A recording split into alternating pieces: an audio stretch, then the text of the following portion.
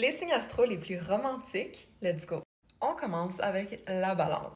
La balance, c'est le signe de l'amour, c'est pas compliqué, ok? Ça veut pas dire que tous les hommes balance sont nécessairement romantiques, ok? Don't get me wrong. Mais c'est des gens du moins qui aiment être en couple ou qui aiment aimer. Fait que souvent, ça va impliquer des beaux mots, des gestes, des petits trucs cute, comme ils sont bons à ça. S'ils le veulent, bien sûr. Ensuite, on a les lions. Un lion qui aime, c'est un lion qui a envie de montrer qu'il est en amour. D'ailleurs, si jamais il ne vous montre pas ou il ne vous démontre pas des gestes clairs, il y a quelque chose qui cloche. Parce qu'en général, ça va dire des belles grandes choses, ça va faire des gestes romantiques, ça va être généreux, ça va acheter des fleurs, ça va faire des choses claires pour montrer que ça aime.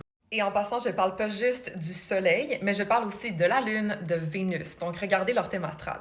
Ensuite, on a les poissons, surtout les Vénus en poisson. C'est des gens qui vont idéaliser même l'amour des fois, qui peuvent être amoureux de la vibe de quelqu'un, exemple. Clairement du monde qui peuvent te faire une playlist genre spéciale pour toi, pour te montrer qu'ils t'aiment. Et finalement, les cancers. Les cancers sont romantiques, ils sont cute, d'habitude ils veulent prendre soin de leur partenaire. Surtout ceux qui ont Vénus en cancer. Ils ont quasiment un petit air comme maternel, paternel, ils veulent s'occuper de toi puis te donner le monde comme un parent veut donner le monde à son enfant.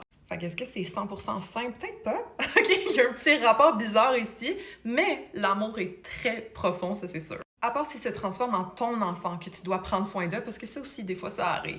Et finalement, les taureaux. Les taureaux qui sont en amour, ils ont envie de te gâter, ils ont envie de te donner plein de petites choses pour te faire plaisir. Donc, ça va pas nécessairement être romantique en mode genre too much. Ça va être des petites attentions, du petit confort, du réconfort qu'ils vont te donner pour te faire sentir aimé. Donc, je répète, regardez votre thème astral en entier. Ça se peut que vous ayez quelques-uns de ces placements-là, même si votre soleil n'est pas dans ce signe.